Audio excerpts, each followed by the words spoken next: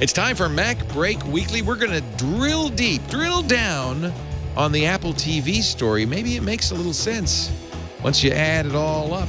The startup chime is now trademarked. And we'll talk about new apps and the best apps of 2012. MacBreak Weekly, our last edition of the year, is coming up next.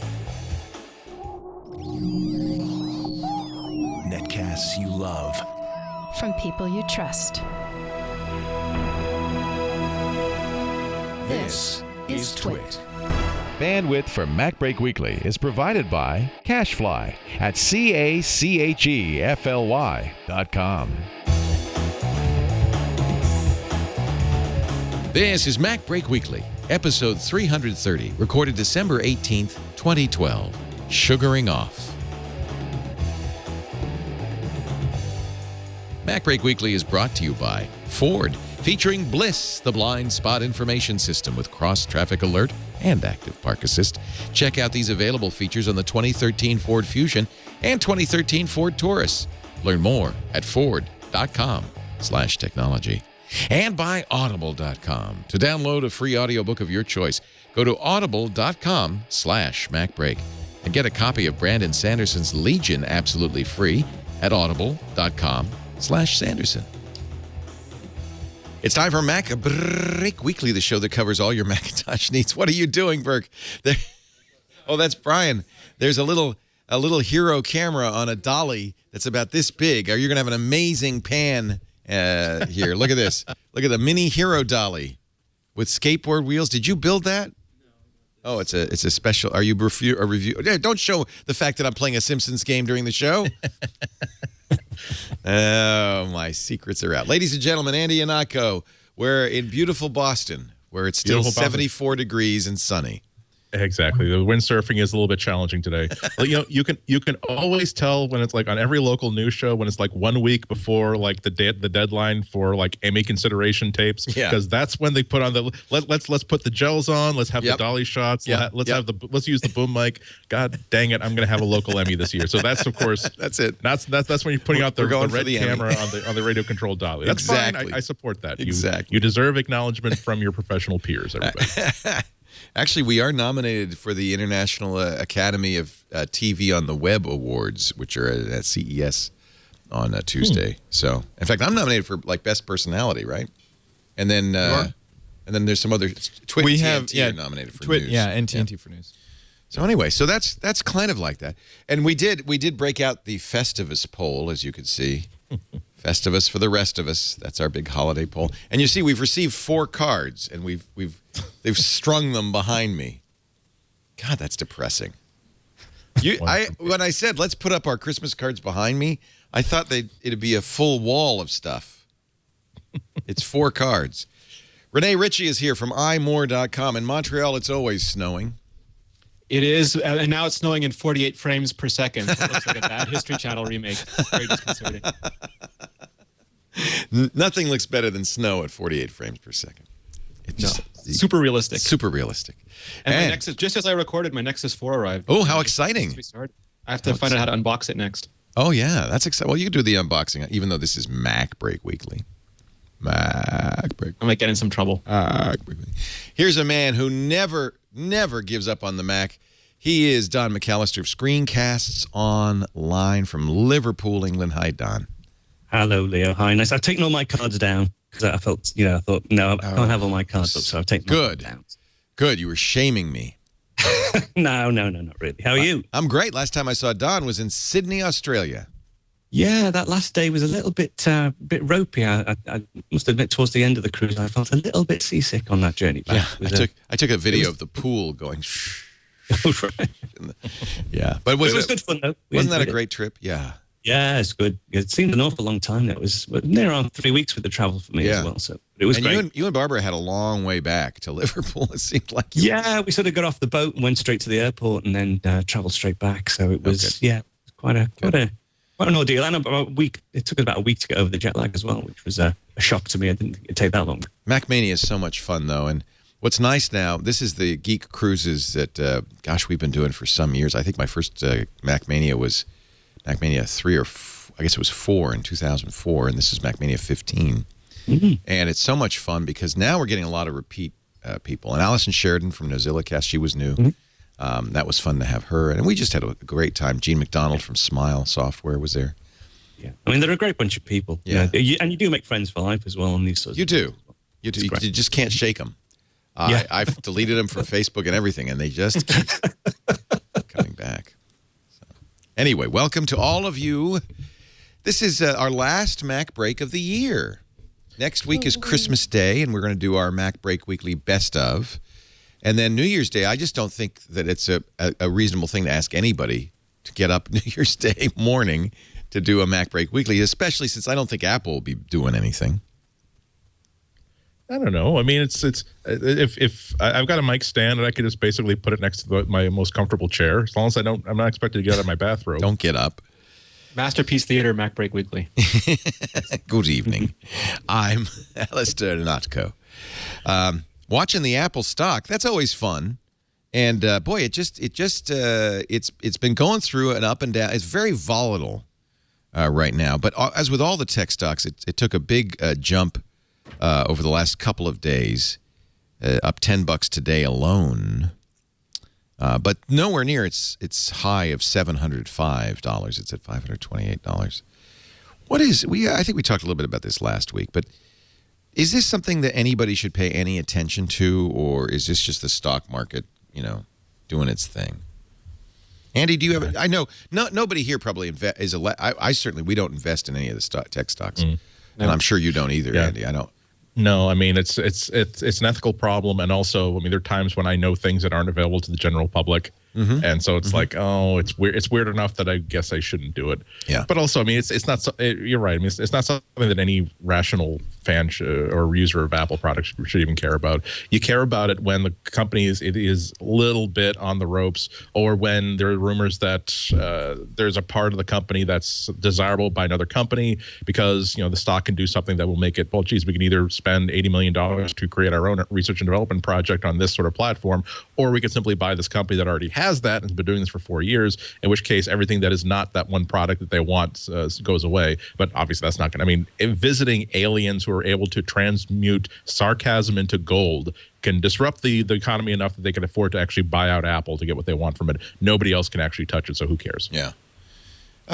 And sometimes, though, I think that the maybe what's happening in the stock market is the growing sense that it is not Steve Jobs' Apple anymore, and that $705 was a vote of confidence for Steve Jobs. And now it's not that Tim Cook and Johnny Ive and Eddie Q aren't going to do a good job, but they just don't. They're an unknown, a little bit more of an unknown, perhaps. So the uncertainty. They have to earn it back. Yeah, they have to earn it back, I would guess. It's really strange, though, isn't it? Because Nokia were, I think I read somewhere that Nokia outperformed Apple stock 3 times over something in the past few months. It's just crazy. Yeah. When you do see the figures that they put out each quarter, and I have to say, full disclosure, I have got a few shares in Apple, just a couple of tiny little shares. But I'm not an independent journalist. I'm an Apple, so I don't mind. Yeah, and I don't think there's anything that you could say on this show that would pump the stock price. So I don't think so. I think you're safe. Not a minute. He made $20 from saying that. Exactly as Andy said, it's not a normal person problem. We buy and sell stocks. Apple is so valuable. It's owned by a lot of hedge funds and institutional investors. And when Apple's really valuable, a large percentage of their holdings ends up being in Apple, and they might not be comfortable with that. And people who've held Apple for a long time can sell just to take profit on it before the end of the year. So I mean, there's so many factors that go into it. I think it's hard to read those tea leaves. I actually do that. I rebalance. So but I do it I have for in my retirement I have funds, and as you age you have different percentages. But let's say you have 20% bonds, 30% international, 70% or 60% equities, that kind of thing. And if any one category starts to do really well, you get overinvested in that category, so you have to rebalance. That's exactly what you're saying. I'm just saying it again in a less understandable way. But rebalancing your portfolio, so they're overinvested in Apple because suddenly Apple is so high that they might want to diversify and put some money in some other stocks. And that makes a lot of sense. I have to say that it seems a bit strange at this particular point in the year, though, with them launching so many new products at the end of the last year. It's sort of, I don't know if it's affecting the stock price or whatever, but it does seem as though there's a bit of uncertainty going forward as to what they're going to do over the next 12 months because they've done so much in the last 12 months. How can they repeat what they've done? How can they keep the momentum going? What new products are they bringing out? When are they going to bring them out? So from my perspective, I think there's a lot of uncertainty about, obviously they have got plans, but what those plans are, unknown to anyone. And they've sort of, we're bringing the iPad out early and, are they going to move to a 6-monthly product cycle? And, have they got this Apple TV in the pipeline? And what are the new products they've got in the pipeline? I think there's a lot of uncertainty around Apple at the moment because we just don't know what they've got lined up for next year. I'm looking, the Apple price to earning, which is the stock price compared to its earnings, is a fairly reasonable $11.97. And then I'm looking over at Amazon, whose price to earning is $3,469.66. There's a reality. There's a very different. So, I think Apple seems a little safer, at least if that's the metric you're looking at. Wow. That's wow. Hey, good news. Apple is going to spend a little bit of that. What is it? $130 billion in cash. They have a pretty good cash position on an electric bus from Warren Buffett. Warren Buffett is apparently building something called the K9 electric bus. They're 550 to 600,000 each, and Apple will be the first customer, a Chinese company that's going to be building these electric buses. The Buffett bus. The Buffett bus. Oh boy! If they're buying those for the Apple campus, I believe there's going to be a lot of government involvement, Chinese government involvement. They're going to make sure that every millimeter of that is done to perfection. It's going to be the only one where there's like transmitters and high def cameras in the strap hangers for every one of those things. It's actually not. It's not necessarily untrue. Remember that Steve Jobs was very involved in the Apple bus. The Apple bus that takes the shuttles employees from San Francisco to Cupertino is reputedly the most like a private jet. Leather seats, the same leather that you see in the Notepad application on Apple's. Awesome. Yeah. And just apparently beautiful Wi-Fi and stereos, and just apparently it's a very lovely bus for those who take the shuttle from San Francisco to Cupertino every day. Wouldn't mind that myself. Apple moving closer to making a TV set. I hate to report these stories because I don't buy it. But the Wall Street Journal has always been in the past kind of the gold standard for Apple rumors. They seem to have a connection directly to One Infinite Loop.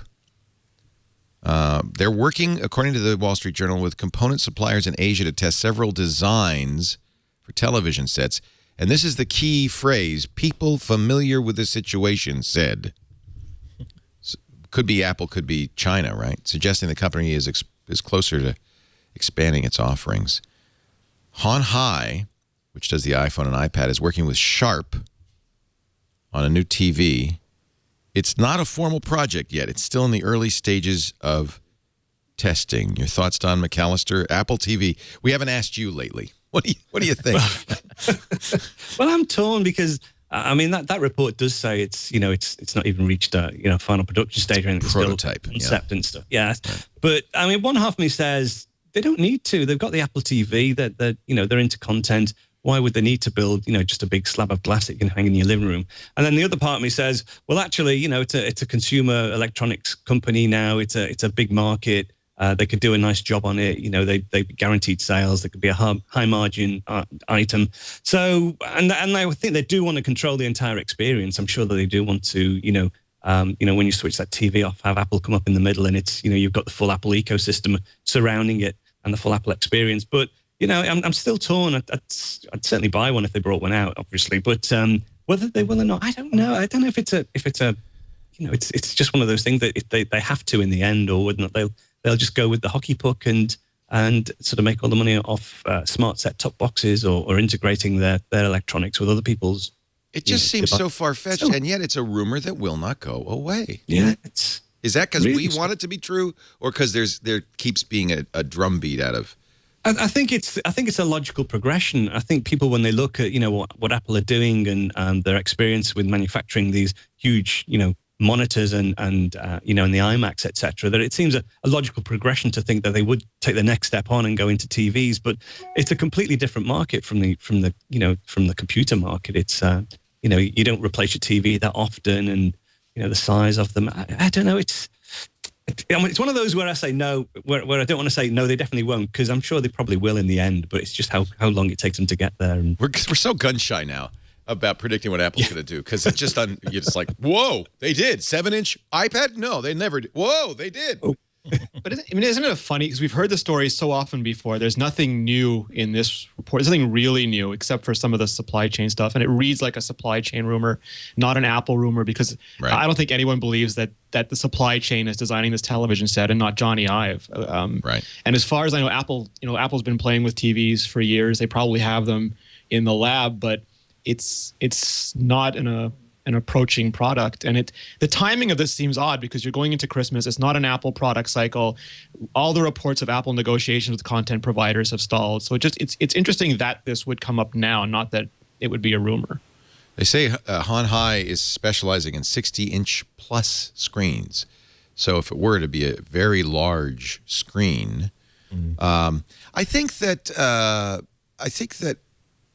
any company that is thinking about making a product, of course, is going to go to the factories and make prototypes to see if it's makeable, if it's doable, and what issues come up. Doesn't mean even that they're going to release a product, but I would guess that they are, in fact, making prototypes, which means they're at least considering it, right, Andy?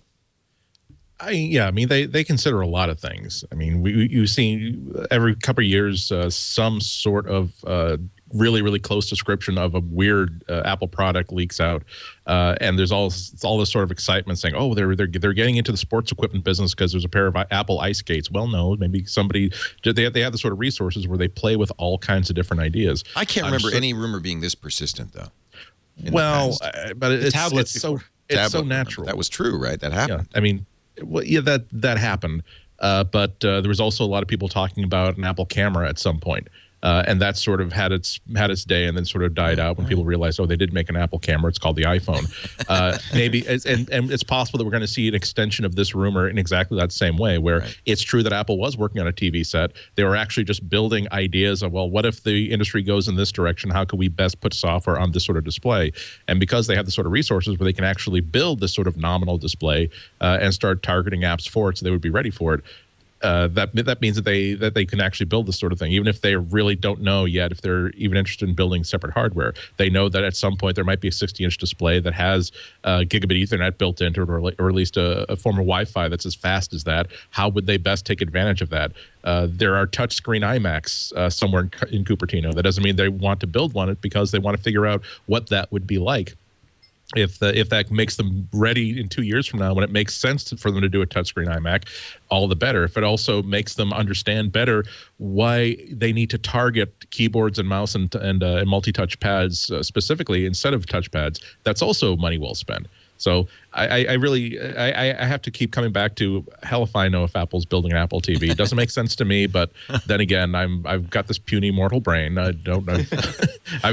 I willingly give companies money for a rather silly amount of soda, and I will drink it all in a 2-hour period. So please don't go for me on whether I think Apple's going to build something or not.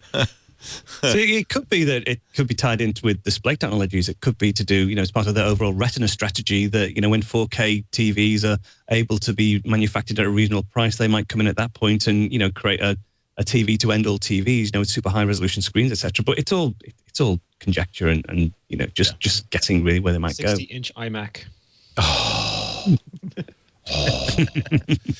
And then we'll be talking about the 80-inch iMac. Yeah. Where is that 80-inch that we want? Where's the Visa mount on the 80-inch iMac? Exactly. Still.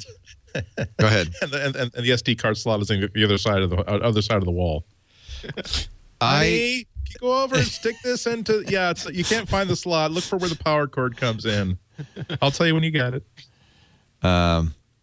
Jeremy Allaire, who I love, he's the founder and chairman and CEO of Bright Cove.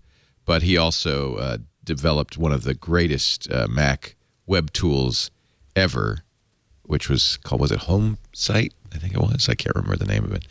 Has written an article, a guest article for All Things D. All I want for Christmas is my Apple TV. And I think this is a fairly good analysis. And he says, let's imagine Christmas 2013 and the new line of Apple TV products I hope to find under my tree. The new Apple TV, 3 key values he says you'd have to include if it's Apple. It would have to be the best way to consume broadcast TV and any online video. I think that's important. I think cord cutters suffer because they can't get broadcast. They can't get live. They miss, important events. The ultimate game console. Apple TV will be a direct assault on the game console industry. That's getting that actually is in play because all the consoles are very old. Microsoft reputedly at E3 in June will announce the next Xbox. I'm not sure. Chad, do you know what Sony's plans are for the PlayStation? Will there be a PS4? Well, the PlayStation 4, when they originally announced it, they said that it was going to be a 10-year life cycle, they're at 10 years, aren't they? You can sort of see, they're getting really close to the end of that. You can see that they just released a new Xbox or a PlayStation 3 Slim that has a top-loading drive. Yeah, that's what all these companies do. They try to, kind of milk this sucker. Right. So they're milking it. Yeah, the PS4 is definitely a rumor. Still, the idea is that at next E3 there may be an announcement, and then the year after it would come out. That's the rumor, but it's not like with the Xbox 720 where they've actually shown off. In the official Xbox magazine, they've shown off some stuff. And then Nintendo with the Wii U, but I think what really puts it in play is Steam, who has now said that they're going to make hardware, a Steam box. If you have Steam on your Mac, they already have the big screen experience. You can see it, and it's great. It's definitely designed to use with a controller or, it's a beautiful thing. And it's your Steam games. Consumers understand Steam now, where you buy it once, you can play it on your PC, your Mac, and if they make a console, you can play it there too. They understand that Steam is an exciting... A $300, and it's doable because I've seen people do prototypes, a $300 Steam box comparable to an Xbox or PS4. Interesting idea. Anyway, Apple wants to be in that game. They're not in that game now, although with iOS they are in that game, right? I was about to say. I mean, you look at the top 20 games. The top 20 revenue generating apps. They're all games. Yep. You keep going page after page after page. You have to drill pretty deep down before you find something that is not involved killing an imaginary cartoon. Do you think that's unexpected? Do you think Apple's surprised that the iPad turns out, an iPhone in some ways, turns out to be a gaming device? Well, because it's not only that, but because they make it so easy to buy things inside the games. And remember that most good games are built the same way that like a casino game is made. It really is a serotonin depositing system. It's designed to basically put your brain. And I'm not even really joking. I mean, the best designed games are ones that sort of manage that flow of chemicals of risk, involvement, creativity, and reward. Yeah. And they make sure they dole out the rewards on a nicely scheduled basis that puts you at a buying position right at the point which you want to get another reward. So it's absolutely no surprise that the games are the ones that make a lot of money. The question though is that have they developed a successful game system, a game architecture just full out, or have they created a system that's really great for mobile gaming? That's sort of intimate. I'm holding this thing in my hand, and the entire world of the game is in this screen in my hand. Is that something that they could really expand into the idea of you and 3 friends in front of a 60-inch television set working on a campaign together? That maybe remains to be seen. Well, let's go on with Jeremy Allaire's Gedanken experiment, his thought experiment, because it's actually even if it's complete BS, it's great. I love it. So his third core value that Apple will have to express is the best way to experience all of your apps. So to take that, exactly what you're talking about, Andy, to take that ecosystem and move it onto a big screen, he says they need a 2-pronged strategy, and I like this. They continue to do a companion device for TV. He says $149 attaches to any existing TV, does not require a new monitor. He says this is crucial for quickly establishing and maintaining platform dominance. Even the standalone could be a $5 to $10 billion opportunity. Remember, you're adding to the existing Apple TV things like apps. And then 2, a new family of ultra-thin TV monitors that bundles all the capabilities of the companion device and includes beefed-up computing power. These large-screen monitors will be a direct assault on the global TV monitor industry, a market worth hundreds of billions annually, albeit with slightly slower replacement cycles of 4 years versus 2 years for smartphones and tablets. This gives Apple that additional $30 billion plus revenue stream it needs. And then he goes on to define what such a thing would be. The Apple TV companion would be the A7 quad-core CPU, 1080p video, HDMI digital audio output, gigabit Ethernet, built-in Wi-Fi, 2 Lightning ports, one for power, other for the included coax dongle, so that you could put your cable TV. See, I think he's smart. I think the cable TV box is where they want to be. And he's actually got, Jeremy's awesome. He's actually got like graphics. And then the ultra-thin monitor coming in 46 and 60-inch models, glass front, aluminum back, stand and rear mounting options. Look like a basic, an Apple Cinema display, perhaps. Full capabilities will be complemented. The companion device will be built in along with additional audio, video, and lightning ports, storage of up to 3 terabytes, gorgeous display quality, probably 4K. This is a great, it's a fantasy. It's like science fiction, but I love it. What if Apple built a TV? Yeah. What if? They've got lots of these components in place already, haven't they? Well, that's the thing. They're experimenting. They've got the AirPlay architecture, which I think is really significant. The fact that you can actually broadcast from your mobile device to your TV. Now, we're still to see the collaborative sort of gaming come to fruition, but they're experimenting with, mentioned before about cable cutters want to see live TV. We've seen with the iTunes concert series, streaming live concerts for a whole month, and that worked fantastically. And then you had the live event at the last Apple keynote. So it's all these little bits that they've sort of got the fingers into all these pies, and they keep exposing them and then hiding them and experimenting. So I'm sure there is an overarching strategy that will get us to something like you've just described, but they're sort of like a very slowly game to get there. He says, imagine playing Call of Duty Massive with a gorgeous 60-inch display. You're using a standard controller for first-person shooter play. A friend next to you manage ops from the iPad controller. A few more friends watch along from their iPhones while they're riding in the bus. Another friend receives a push notification alerting them to a crisis that could use their help. They look away from what they're watching on TV and jump into the game from the tablet. What is interesting, and I think what Jeremy's point more is that there are a couple of industries that are ripe for disruption that Apple could, with their massive cash and their willingness to take chances, jump into. Well, that's a big question, their willingness to take chances, jump into. One is the gaming industry, and the other is television content, cable and satellite and so forth. And he does point out there's a lot of money to be made in all of this.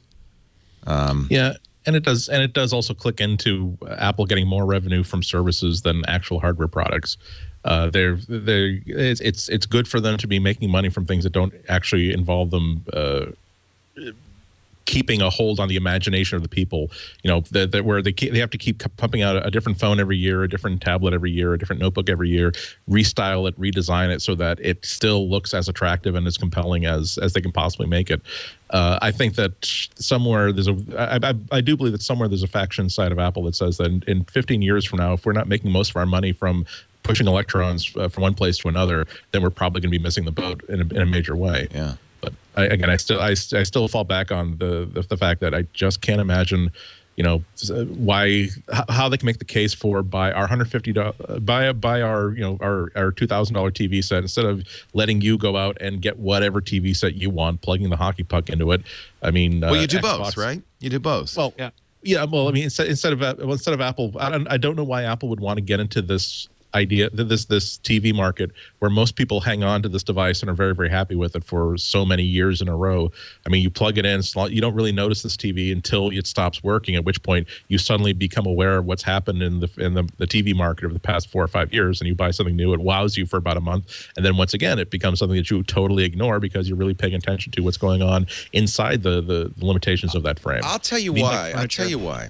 Because people are trying to do what this Jeremy Allaire thought experiment is doing.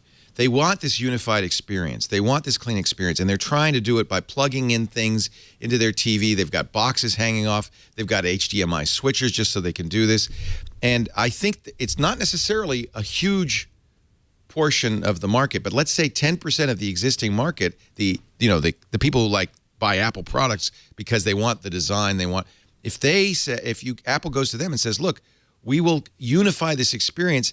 There's more to be gained than just selling a TV set. Now you've got a full ecosystem, right? Isn't that what Apple wants? You've got the full ecosystem all the way around, iPhone, iPad, maybe a desktop, maybe not. Maybe this replaces the desktop business.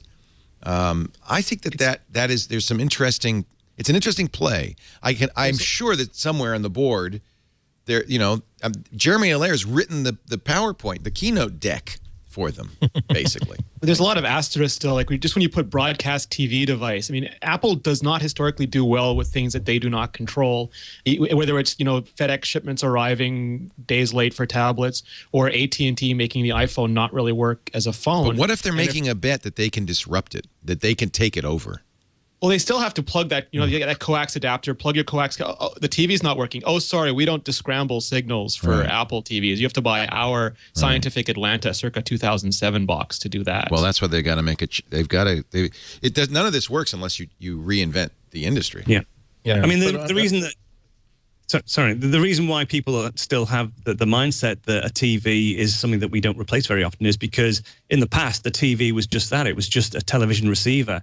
Whereas, an integrated Apple TV could be so much more. And, if they're constantly upgrading and changing and improving, that would then give, the percentage of the people who are interested in that sort of thing, the reason to actually upgrade this big piece of kit more often than you would a traditional TV. It can't be furniture anymore. Well, I'm surprised to see, for instance, that it's a 4-year upgrade cycle. I would have thought it was much longer than that for TVs. I'm not lining up every year for a new TV, Leo. No. But remember, going to a 2-year cycle for Apple was a kind of a departure, I guess. Maybe not. 4 years is like computers, right? Isn't that what the desktop upgrade turnaround is? I think that doesn't necessarily scare them. Yeah. Well, the other problem they're facing is that I think people make too much of the word disruption. Because Apple disrupted the phone market, and now they are selling, 17% of the phones instead of holding commanding lead, even in their specific sector. Right. They disrupted with the iMac, and now the Mac OS is still not they've been holding very, very steady and making gains, particularly compared to what PC manufacturers are doing. But I don't believe that Samsung and Dell and Lenovo feel as though they're being disrupted by the Mac at all. I mean, it's okay to create to discover this new plot of land that no one else has discovered before, but you get that to yourself for about a couple of years before other people who are just as clever in many ways as you are figure out, oh, here's how we get there. Great. Now let's plant our own flag and start building stuff here. Isn't that what the stock market's telling them, though, is you've come to the end of this cycle. We don't have faith that you're going to figure out what the next thing is. Well, they're telling them that we consider you a hit-driven business, unlike Amazon and unlike some others, and you better keep making hits. Yeah, where's your hit? That's how we understand you. Right. Yeah. Where's the next hit? Understanding stock prices is way above my pay grade.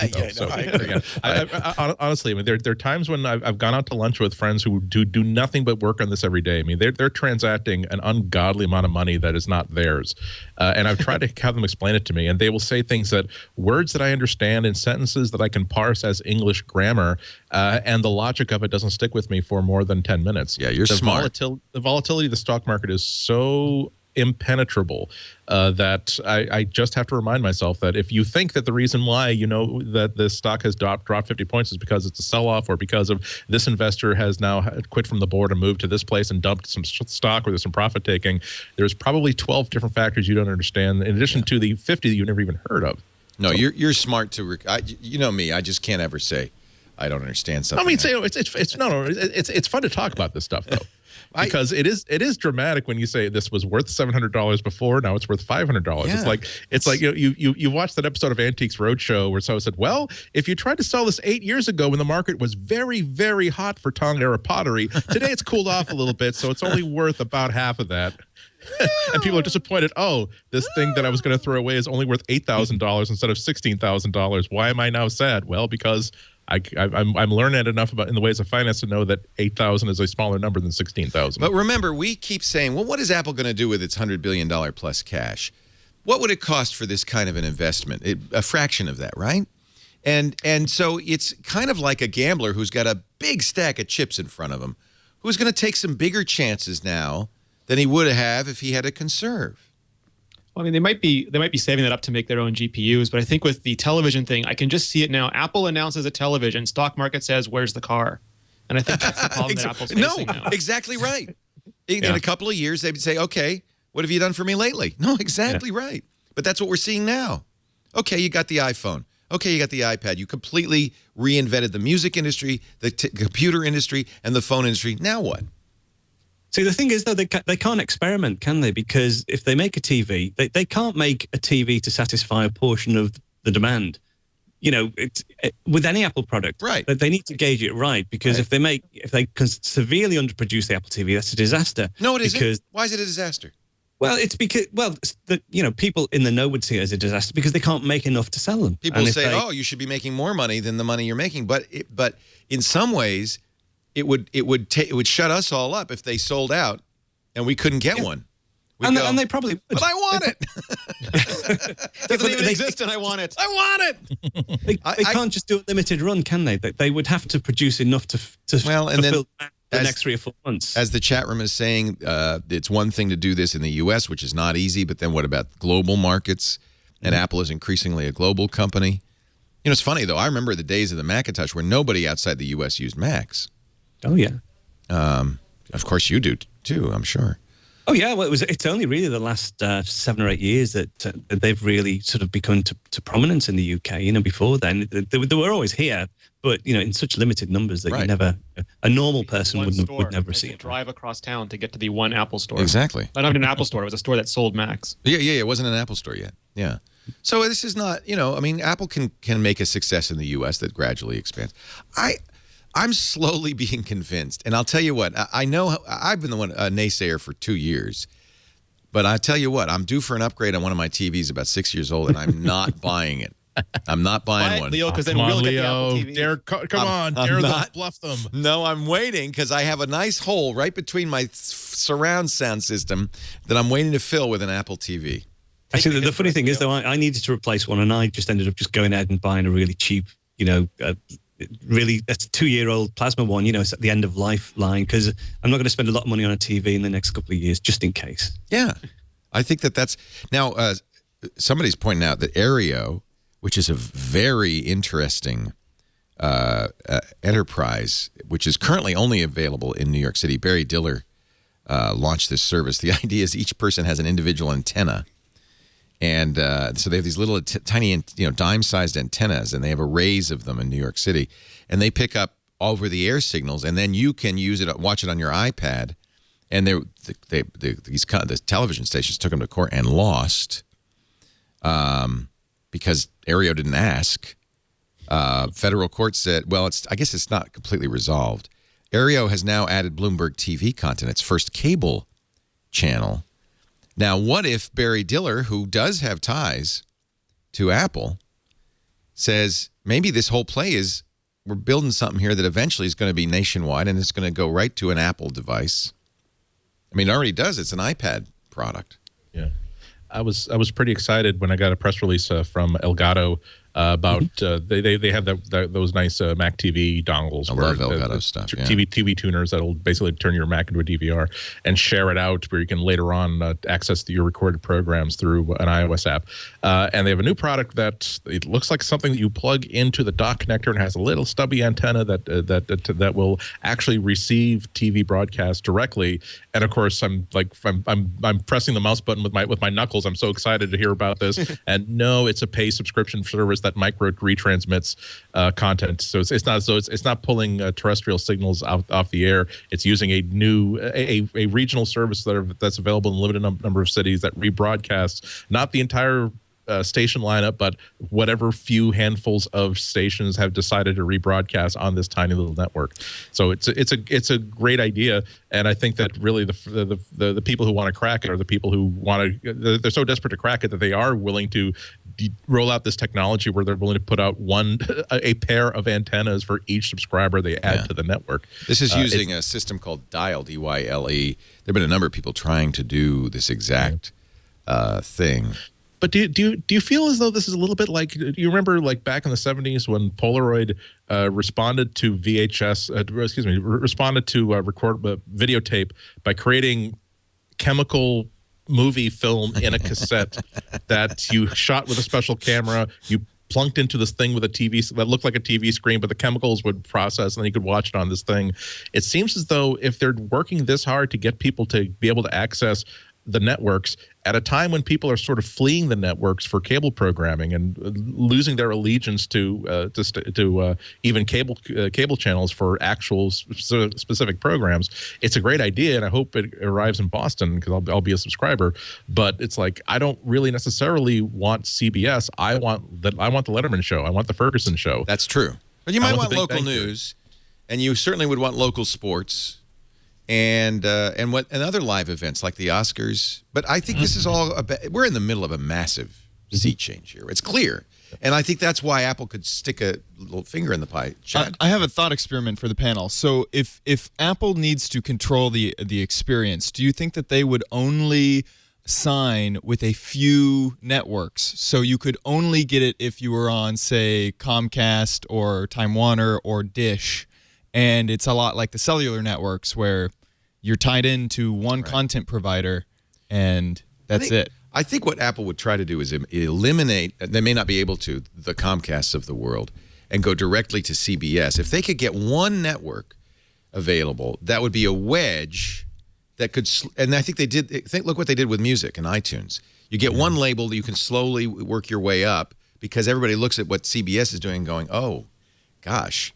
If they just got one, and I don't know what the one would be, but if you just got one, that would be a start. Just get Disney, Leo. Then we have the They'd have Marvel, Disney. and we have Star Wars. They have Disney. Yeah. That's the one thing we know they have. But on the other hand, is any network willing to become as beholden to Apple as the record companies felt as though they were beholden to Apple when they started off with the iTunes store? They had some leverage, but Apple got most of the terms that they wanted from them. Even then, it was a drag out battle to get this service off the ground. Now that there's actually that example of we don't want to make one of a potential competitor more powerful than we are as the networks. CBS, I'm sure that they would, if they could realign the heavens so that every subscriber had to buy a CBS cable box, they would subscribe from CBS for CBS content directly. They would certainly wave that magic wand and make that happen. I think that mostly I think that most of what this will happen is not through networks necessarily, but through production companies. NBC makes so much money, makes so much money because. Sorry, rewind. I've had too much eggnog. It's been an early. I wish I had season. some eggnog. I'm sorry. What I'm saying is, I think they're more likely to do this when to areas in which the networks have greater control. Most of the shows that are on network television are co-produced by the network themselves. Right. So that's why they can put some episodes on Hulu. They can put some episodes on iTunes. So I think that's where the deals are going to be, where you're not going to get access to all NBC content. You're going to get access to all content that NBC is producing themselves. Disney owns ABC, Web 6678 points in our chat room. Good point. And when you own ABC, you also own ESPN. You own a lot. It may be that that's where the crack in the egg happens, is at Disney, ABC, ESPN. Wouldn't you be interested in a box that could give you those with just a data plan? That would be kind of interesting. Absolutely. Don't you think that, though, we're going to have to get all the stuff that we want, we're going to have to wait for people who are 15, 16, 17, 18-year-olds right now, 18 years old right now, when they are 31, 32, 33, and senior executives at the networks, that's when these sort of things are going to happen, because those people are going to, the first generation that grew up with this sort of total mental disconnection from the idea of network programming and fixed schedules, they're going to say, well, why the hell would we not what would we refuse to let someone purchase our content and purchase our programming in the way that they want to get it on the device that they want? That's just nuts to sort of pretend that unless we're selling them the Lawrence Welk show, that's not the way to sell them modern programming. Right. Very interesting stuff. We're going to take a break, and we have lots. It turns out, and this always happens to me, I thought, this could be a very light day, nothing going on. Meanwhile, I've just found a reason to delete Instagram permanently and forever for my iPhone. We'll talk about that. We will discuss the new iTunes just came out. What was missing is back. The iOS 6.02 and why it's important. Lots more. And the classic Mac startup chime, now a registered trademark. But first, a word from Audible.com. I love the holidays. I love taking time to, listen to great books by the fire with a cup of eggnog. It's just, there's something about, I like reading. And one of the things vacation always means to me is reading a book. But lately, reading has been for me listening because of Audible.com. Part of that is that Audible now has everything. When I first became an Audible member in 2001, the publishers were not quite so enlightened. They didn't make audiobooks of everything. Audible kind of handled that by creating their own studios and the Audible Frontiers program, for instance, where they took sci-fi that had never been recorded and made brilliant audio productions out of it. That changed my life because I'm a big sci-fi fan. Oh, here's a great one, The Wind-Up Girl. I just finished that a few months ago by Paolo Bacigalupi. It was a sword and laser pick. So here's the deal. Go to audible.com/MacBreak and you can get a book free. Pretty simple, huh? All you have to do is sign up for the Gold account. That's a book a month account. And your first month's free. Your first credit is free. That means your first book is free. And it's yours to keep forever. You cancel anytime, you don't have to pay a penny. The Hobbit, that'd be a good one. Andy's made some good recommendations for Hobbit dramatizations as well as the full unabridged text. Both of those are on audible.com. Before you see Life of Pi, you got to read the book. The book is brilliant, and you don't want to spoil the book with the movie, trust me. Game of Thrones, Storm of Swords is coming up in March. Better start reading now. It's a long one. What are you listening to these days, Andy? Well, I'm kind of between books right now because I'm kind of stuck in holiday madness. I've the book that's on my Audible player right now is a repeat, Stephen Tobolowsky's The Dangerous Animals Club, because I find his voice so. You're listening wonderful. to that again. You just read it. I finished that about a month and a half ago, and it's like, because the thing is, it stays in the player until you delete it or until you need space. Right, that's nice. And the thing is, I just finished Kevin Pollak's wonderful book, which is also one of my favorite books of audiobooks of this year. And so, okay, well, let's skip around. I'll find one thing because I've got this 45-minute drive, and I've listened to my podcast. I'll need something else. And before I knew it, it was like, okay, I guess I'm gonna have to listen to the whole rest of this now because it's just too good of a book. Isn't that nice? One of the nice things about Audible is that book is yours forever. So you have, if you use the Audible app on the iPhone, iPad, Android, even Windows Phone, if you use the Audible app, your whole library is visible. Right. And you can listen to any book again, Right. You can read down. You don't need to keep things in your iTunes library. You don't need to keep things in your device. If you bought something 3 years ago, it's there in the library. You can re-download it. Love that. Penny Marshall's got a new book. My Mother Was Nuts. Now, oh God, I actually read that on Kindle. It was an interesting book, not a great book, but I can imagine that probably isn't a great book to listen to. Does she read it herself? Told me to hand over my jewelry. I can't, I said. I'm doing a movie. I wore them on camera. I have to match in the shots. They exchanged looks, and I suppose this being how. Well, it's that's one of the things. Now, when you get a Kevin Pollak narrating his own, that's great. Exactly. When you get a what's his name? I can never remember his name. Stephen Tobolowsky. Stephen whatever Tobolowsky, who you remember. He's a character actually you'll recognize immediately. By the way, that is on my Audible list to listen to next because I can't. Your recommendation, I can't wait. If I were to pick as a matter of fact, just yesterday I was looking through all the books that I listened to in 2012. That by a nose, that has to be my favorite, just above Kevin Pollak's book. Wow, that is definitely my favorite book of 2012. Well, but yes, let's make that your Audible pick of the week. Then your favorite book. This could be like the look back at the best books of 2012. Pick of the year, The Dangerous Animals Club. We can whip out our Casey Kasem voices. And now, counting down, number 8 on our Audible.com 2012 Hot 100. I'm going to put it right from Groundhog Day, you loved him in Bull Durham. So I'll show you right now how it works. So the Dangerous Animals Club, there it is. I'm going to add it to my cart, which is great. And now because I have a credit, that's the nice thing about these subscription plans. You see the price would be $20, but instead you pay nothing. I'm going to just click OK, and now I own that book, and it'll show up on my. I'm going to log back in. It'll show up on my my iPhone, and I can just start listening. I have it playing throughout the house in the Sonos, which I really like. Complete purchase. I now own the Dangerous Animals Club. That's how easy it is. If you go to audible.com/MacBreak, audible.com/MacBreak, it could be yours. And if you want to just try it out, but you don't want to sign up, you don't want to subscribe or anything like that, they have a free novella you can download just to see what it would be like. That is called Legion, and it's really good by Brandon Sanderson, and it's available at audible.com/Sanderson. Even if you're an existing member, you can get that. Audible.com/Sanderson, absolutely free. Thank you, Audible, for your support of MacBreak Weekly. I think this is kind of cool. Patently Apple reports this, that the original startup chime is now a registered trademark. It's no drawing. It's a sensory mark for computers, laptop computers, computer hardware. First use, 1999. This mark consists of a synthesizer playing a slightly flat by approximately 30 cents G-flat F-sharp major chord. I love it, the description. It's slightly. Can you play that on your ukulele? Slightly flat by 30 cents. Flat, I can definitely play it. G-flat F-sharp major chord. I wouldn't know how to begin to play that.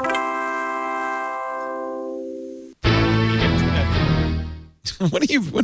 Sorry, I thought that was it. Here it is. You want to see the tab? Oh, look at that. There's the tab for it. Oh man! Does it cover robots as well? Because they didn't the robot in Pixar have that chime? Wally's in a lot of trouble. Did it really? The robot in Pixar had a startup. Oh, in Wall-E. That's right. Yeah. That's right. Let me play it. This is the sound here. I just downloaded it to my. Now I can. What's going on? See, it has to come out through a 2-inch paper cone speaker in the middle of a Mac Plus cabinet, or else it's not the real startup chime. I'm old school, man. I think I'm getting the wrong song here. It sounds. This is AM Kid Bay with it. I think it played and went on to the next one. Did it already go on to the next one? He already did a remix of it, bastard. So how quick did that happen? I wonder what the title of it is. Fiona Apple? Recently added. Recently, go to recently added. It's 85663397. There you go. There's some other stuff going on in there. I think that's the Mac 2 version of it, though. Yeah. What is it? It's what is it? Because the Mac 2 version had a lot more bass to it. It doesn't. There's the Mac Plus ding. There was the first orchestral one. I think that was the Mac 2. I remember it being a little bit different for the. And I'm trying to. Oh God! Unfortunately, when I think about the 80s, now I'm thinking about school. That was a very Spandau Ballet version of it. This much is true. I know this much is true. So true. Funny how it seems. Always in time, but never mind for dreams. Head over heels and toe to toe. This is the More cowbell. This is the sound. This is the sound of not much news over the course of the week. Here, I'm playing it. I bought a ticket to the West. No, now I've got to show. I don't like the way the Mac goes to the next song. Stop it. By the way, this is the new iTunes. They've brought it back, ladies and gentlemen. You've missed it for such a long time. You can now once again delete duplicates. Show duplicate items is back in iTunes 11.0.1. Yes. Yes. Nailed it. Why? The question was, why was it gone? Time. They didn't have enough time to shove all the features into the newly painted box, so they shipped. I guess so. Didn't they have the code ready to go? I mean, come on. They just take a little chunk of code from the old iTunes. The old duct tape wasn't holding. They had to get some fresh roll. Well, given that this is a feature that actually removes data from the library, maybe they're putting it through a little bit more. There was a different sort of testing process. Well, it doesn't delete it; it just shows them. It's up to you to delete. It never did the deletion by You now it doesn't delete. But, huh? No, I'm saying that the bad version deleted. So they had to hold it for a couple weeks, and then. Oh, maybe that's it. Maybe. Was tired of reporting on rumors. Now we're launching a few of our own. Yes. This is not a rumor, but I think Rene can. Apple TV or will continue to create irresponsible rumors with one per week until we see our Apple TV.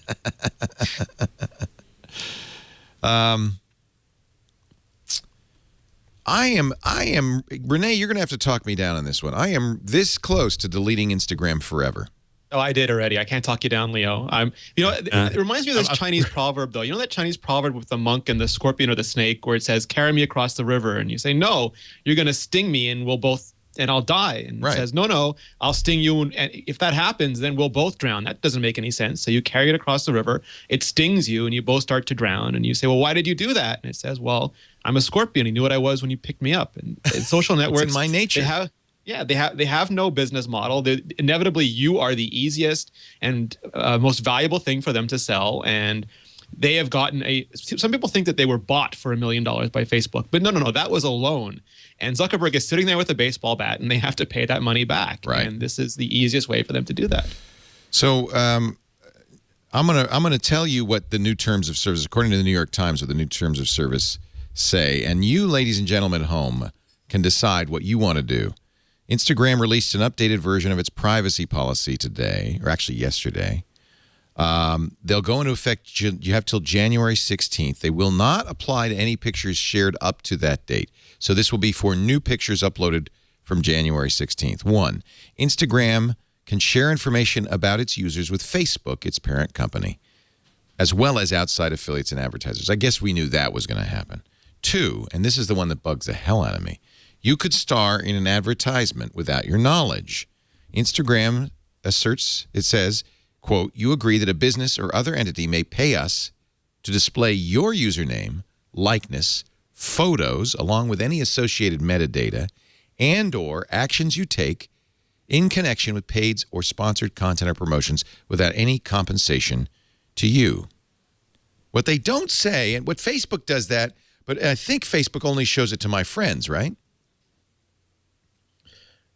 Not sure. Yes, but one of the complications is that this is somewhat in conflict with Facebook's own terms of service. It says in 2 different places that they can't resell your content to other people. Also, that whatever license that they have to your content expires as soon as you remove it. So those are 2 things that would prevent it from selling it on in the way that people are fearing. It's just such a I think everybody knows that. Everybody pretty much knows that this is one of those results of people inside Instagram deciding, here's a feature that we want to add. We want to be able to let other apps, third-party apps, license access to the Instagram stream and also put advertising on it if they want to do an ad-supported app.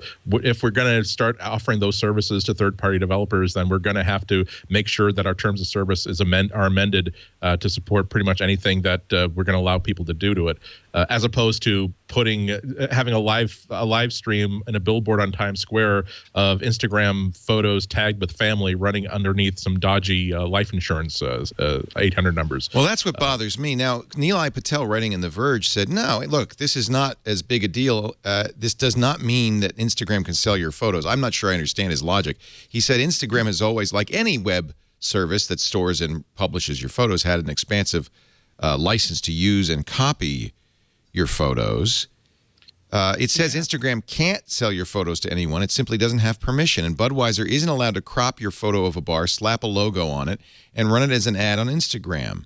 Right. I was discussing it with Nilay on Twitter just before that article, and my issue is that that's a rational legal argument when you're dealing with emotional, personal issues.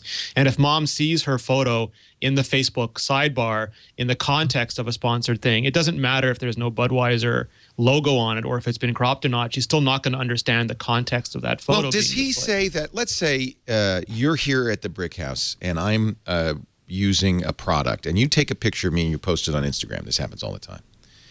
That company cannot take that picture of me using their product and put it in an ad? They can. Of course they can. What he's saying is you can't sell it, and it doesn't matter if they sell it or not. I don't care if they sell it. They're using my likeness to sell a product without my permission or compensation. That's okay. I've talked to a couple of different people, a couple of different lawyers over the past 18 hours about this. And there are two things that I've come away with being convinced by. Number one, that the language that's in this thing is needlessly overly broad and would include a number of means of advertisements. Again, I cited this idea of what if you have a moving billboard that's simply, hey, look at these pictures that I've just posted to Instagram about nice family moments, and it could be a curated stream, but they could have that. I don't care. I don't want them using my pictures of my turkey. Exactly. And that it would not preclude them from doing it. There'd still be a lot of obstacles for them to hurdle to do it, but it may violate state privacy laws, according to Mark Rotenberg of Epic. Yeah, exactly. I mean, I'm saying, but in the broader sense, in the limited, when people are talking about using your face, Leo, to promote a line of gold-plated HDMI cables, that enters an entirely different thing, because you have your own. You always have the exclusive right to your own publicity in terms of endorsements. So but Facebook already does. Facebook not already do this with sponsored posts? Leo Laporte likes Budweiser, and don't they? And put a picture of me up there, not drinking, but put a picture of me up there and say Leo Laporte's like Budweiser. Robert Scoble, it happens to him. That's not necessarily the same thing. I mean, if I were to go out, if I were to say right here on this post, Diet Dr. Pepper available now in big gulp sizes at your local 7-Eleven. Refreshing. The fact that they could say that I actually said that and use that as here's something that someone said in public, we're simply passing it along. Whether there are ways to do that so that it does not run afoul of is not construed as a professional endorsement or as product art or as logo art or as trademark art. Again, right now we're going into deep catalog of things that we've gone from the field of things that I believe and understand to now here's what I remember being told about a day ago when I was asking questions just like this. The point is that it's not cut and dried, that if that Instagram could take user content and incorporate them into new advertising products and services that, as Rene says, the user base might not like. I mean, I don't want my face to be, even if it's just here's a picture that I took of the statue in a public park. I hate these like loan scams that you see so many times on in online advertising, and I just don't want any of my content to be used that way. Even if it doesn't really refer to me, even if it's just using something from a stream which I happen to mention something, even though if it's part of a slideshow where they're just randomly taking content. I mean, this stuff can be used in a way that the users wouldn't approve of. However, as almost always happens when where poor language in terms of service is made public, it turns out I also believe very, very solidly that Instagram is not taking the right to use this stuff in a way that people fear. I believe it's in a way to create new advertising products and services that are licensed through Instagram, where incidentally, just as Google needs the right to copy, transfer, and duplicate your copyrighted work simply by virtue of the fact that they're not necessarily going to put it on a floppy drive and never take it off that floppy. They're going to be moving it around the server farm several times every 10 minutes. They need their right to do that if they're going to be able to do that. They need the right to do that, and I gave them the right to do that. I don't want to give them the right to use my image in ads. Exactly. That's the thing also is that it's an interesting dichotomy, because there are some people who love the free as in Google model, and they don't want to pay money, so they're happy to pay in terms of attention or likeness or any other of those rights that I personally don't want to give up. I don't want to give up my location and my privacy and my name and my content, so I would rather pay money for this. And I just think it's the thing with Instagram is that it's come across late in the user base cycle. It's gotten very big, they've gotten bought out, and now it seems like, in whether the old terms of service were similar or not, it seems like they're doing something that's a little bit dodgy, and they don't communicate with their user base well. So if there is a rational explanation, they're not out in front of the story. They're letting all the news outlets report it in a way that might be scarier than it is. I think it's completely scary. Let me show you what Facebook's doing. These are ads on my Facebook page. Andy Walker used to work with him at Call for Help in Toronto. He's Canadian. He apparently at some point liked TomTom USA, which means TomTom can put an ad. This is in the sponsored section, saying that Andy Walker likes TomTom, puts a picture of Andy next to it. These are the things I dislike. Jesse Stay, who is an evangelist for Google Plus, but apparently wants everybody to use Facebook because it says Jesse Stay likes Facebook developers. You know, that's totally out of context. That's being done in the context of I didn't know that Louis C.K. is playing in Boston next month. A friend of mine has liked Louis C.K. because he said he's just bought tickets to it, and Facebook wants to put that information into my timeline. So yes, maybe it is advertising in the sense that even a ticket company can say, please put all mentions of Ticketmaster products. Bad example because of course Louis C.K. is using Ticketmaster, but you know what I mean. Any time that one of a user's friends likes one of our products that's within our advertising portfolio, we want to pay you X cents per impression to put that into that person's stream. It's not celebrity endorsement from Leo Laporte endorsing Uncle Hoagie's smoky steak rolls. Well, I understand it's only my friends. So Andy Walker is one of my friends. But it's undersponsored. It says Andy Walker. It says he's endorsing TomTom USA. I know that it's a like, that he pushed a like. It makes me not. By the way, Scoble immediately went through all of his likes and removed most of them. Right. But that's similar. Well, they're two of my least favorite services. That's Facebook and Instagram. I mean, I really can't understand why they leave themselves open to this. I mean, there's a because this is how they make money. They want to do this. No, I can understand. Yeah, I can see. But the terms of service for Instagram, how they've handled it so badly, you know, and seen this mad stampede. Well, get ready, because listen, underage users are not exempt. Although Instagram says people must be 13 years old to sign up for the service, the new terms note, if a teenager signs up, they're agreeing that a parent or guardian is aware that their image, username, or photos can be used in ads. Boom. Ads may not be labeled as ads. This is something that's anathema in all media. Another section of the updated terms, the company says ads will not necessarily be labeled. Quote, you acknowledge we may not always identify paid services, sponsored content, or commercial communications as such. That alone is grounds for me to delete Instagram forever. Yeah. And by the way, you can't opt out of this. You can just not use Instagram. That's one of the reasons I hope iOS, like Android, just incorporates, you know, basic filter processing. Because people go to this because it's a value add. Photography is a huge attraction. It's a huge way to stick people to your service. It's why Facebook bought Instagram. And if we just had baseline functionality in iOS, then I wouldn't have, if I decide I want to have a beautiful digital photo look like a kind of bad 1960s Polaroid with fringing effects and a square crop, I can do it in the iOS photo app, and then I can choose to share that with Twitter or Facebook, and I don't have to go to those apps for basic functionality. So I understand that we're getting stuff free. And in fact, I've been an advocate for people understanding that if it's you're the product, and if you use Facebook or Google or any one of these free services or Instagram, there's ways to monetize. But there's ways and ways. Showing me an ad is one thing.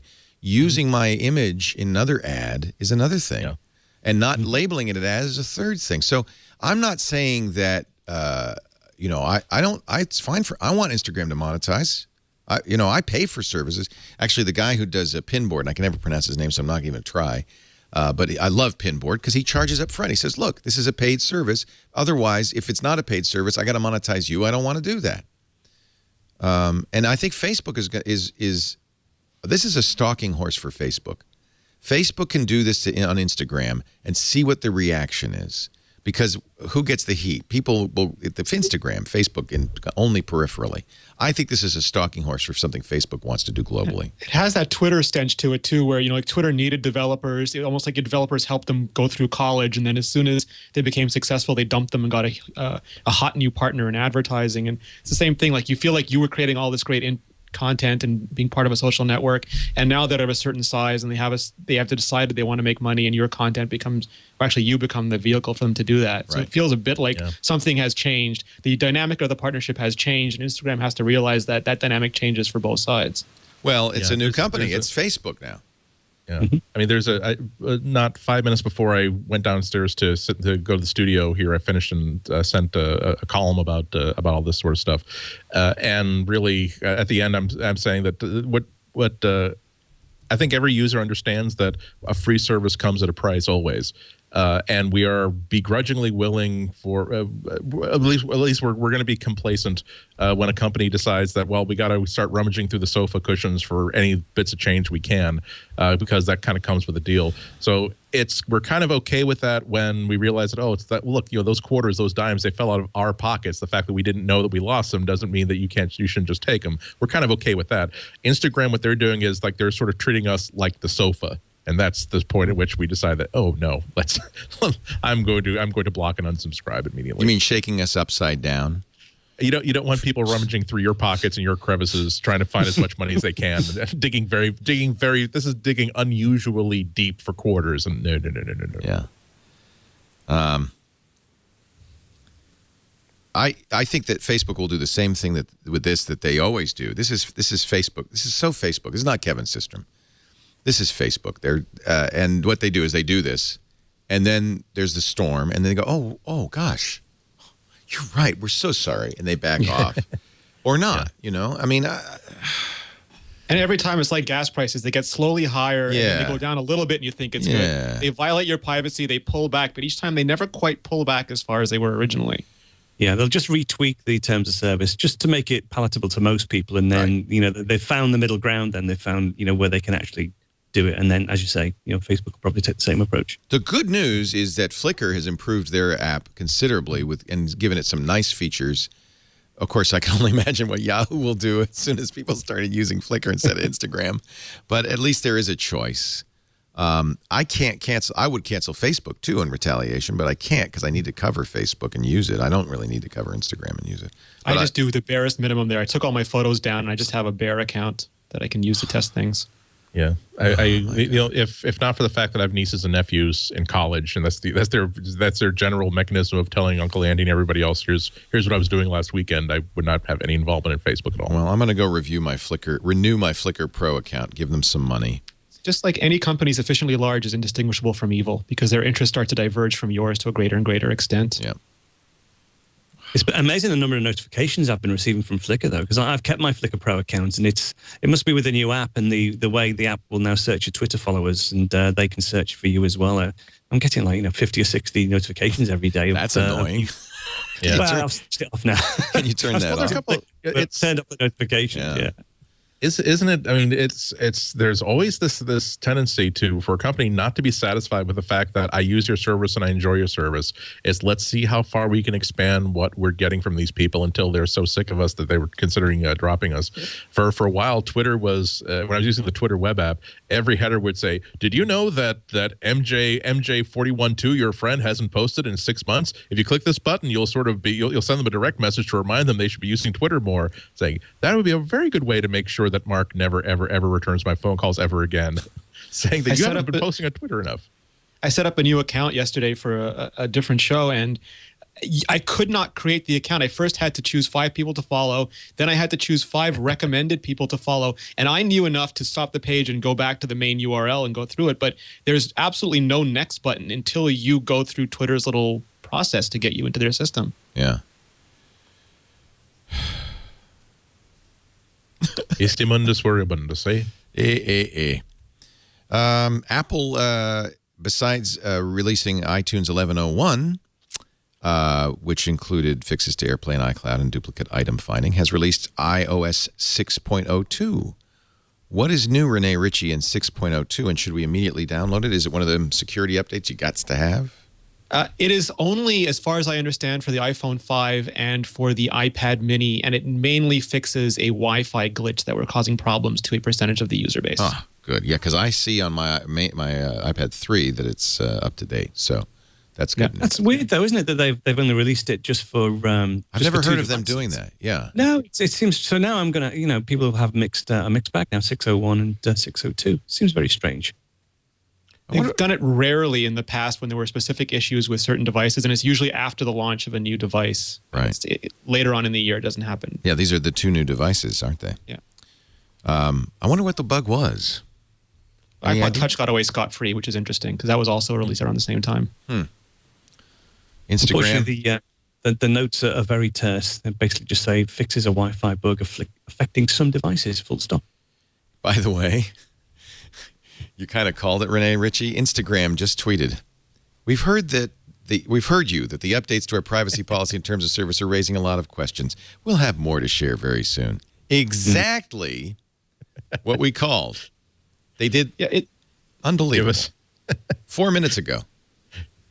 It's like corporate communications is a lost art because it's so easy to get ahead of these sorts of things, or to at least maintain a watch when you know you're about to do something that has historically been problematic. But the amount of times that good products are destroyed by really poor marketing, it's kind of sad. The responses are great too. Yeah, more to share, like our pictures for money. And you bet, or people are not going to use your service anymore. Or hope that super soon you're losing your losers left and right. Like maybe firing your lawyers and hiring ones that don't suggest you bend your customers over a couch and violate them.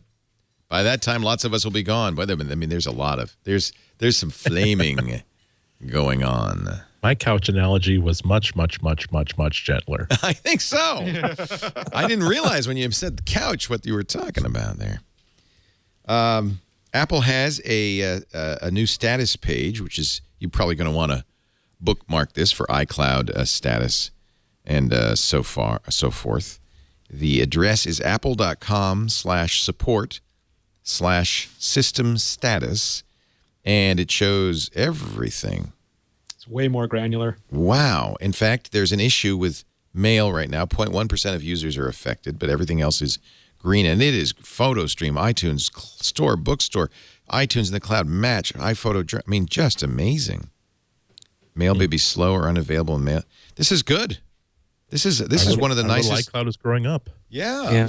Hopefully it worked though. I know with my local ISP they have a similar thing, and whenever I have a problem with the service, I always go to their page, and everything's always fine, and it's not. Yeah, they got to actually be honest here. Gotta work. I like this. I am going to bookmark this right now, and I guess everybody should. Apple.com/support/system status. This is your new, is it down for everyone or just me when it comes to Apple? That's awesome. There's an interesting article in Fortune quoting Morgan Stanley, who says that this is Katie Huberty writing for Morgan Stanley, another one of them analyst reports. We've already qualified those in the past. Despite concerns to the contrary, iPhone and iPad demand remains strong. Despite our model drop next year, they said they thought this market would be saturated by now, and apparently far from it. 33% growth year over year, iPhone 5. iPad mini cannibalization concerns overblown. 40% of iPad mini purchases are new customers. That's about the same as for the bigger iPads. Apple holding its own against Samsung. Rising Samsung share is at the expense of other Android smartphones and tablets, not iPhone. And Apple clear winner during the holiday season. Tablets are the #1 gift idea in consumer electronics this year, edging out e-readers. Apple ranks highest among vendors at 38%, up from 34% last year. So that's a good report card for Apple. It's raining apples. It's Google Maps is back. That happened right after we closed the show last week. Everybody happy? Ecstatic. Yeah. I mean, it's not a good thing for Apple Maps. I mean, it's not just better. It's like Apple what? Did Apple actually ship a Maps app? I don't know. Except for when you use Siri and ask for directions, it launches Apple Maps still. Well, you can say transit at the end. It'll go to Google Maps if that's the only transit app you have installed at the time. Yeah, that's the little workaround. But it still will give you transit directions then, though, right? In other words, you can't get driving directions that way. Right. You have to switch over. Yeah. I mean, it's a nice freebie because it now includes turn-by-turn directions, which we never had before. And, the rumors are that was one of the reasons why, Apple pulled the Google Maps, because Google wouldn't give them turn-by-turn directions. And now, now they've been pulled from the device. We've now got it as an app. Not just turn-by-turn, but also vector-based maps. So those really lovely maps are there. The turn-by-turn directions are there. Access to traffic is there.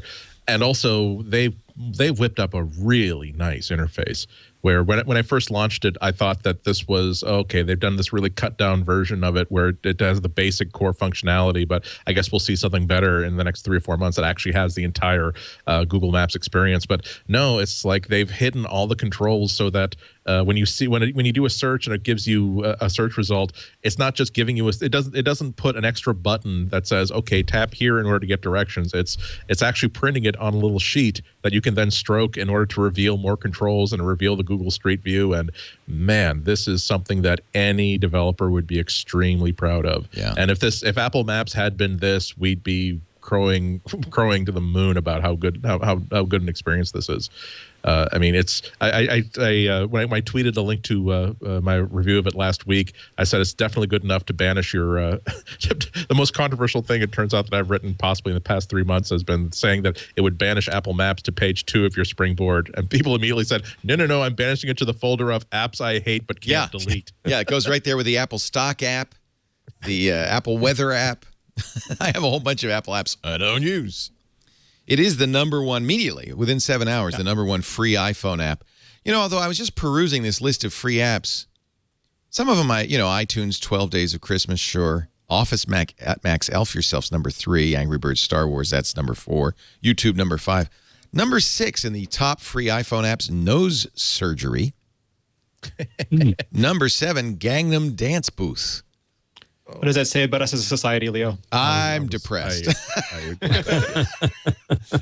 There's a game called Nose Surgery. Not downloaded it yourself. Also known as Angry Kardashians. Anyway. But I love Angry Kardashians. I think we have a show title. We have a winner, chicken dinner. Wow. Though it brings up an interesting issue. I never doubted that Apple would approve the Google Maps app as soon as it appeared. I think at this point, I don't think that Apple denies apps based on competition, based on for tactical reasons. But the question is, now that this isn't the first time that we've come up with the issue of, gee, I really wish that a different app were installed as the default to receive certain requests. Do you think that maybe in iOS 7, iOS 8, at some point, would Apple install preferences so that I could make Google Maps the default navigation app, so that anytime I ask Siri, please route me from A to B, it will pass the request along to this app instead of the other one? Will it be possible to install a third-party mail app and make that the default mail app? That would be the point. That would be an interesting point in the development and sophistication of iOS. I would use Gmail as my default. I would use Chrome as my default browser. I would use Google. I mean, there's actually a bunch of Google apps I noticed. Yeah, God, my pick of the week is sync, Leo. Yeah. My pick of the week is another Google app. We'll get to it later, but it's like, oh, that's for the limited things that I use this feature for. That is actually better than the Apple service. Oh dear.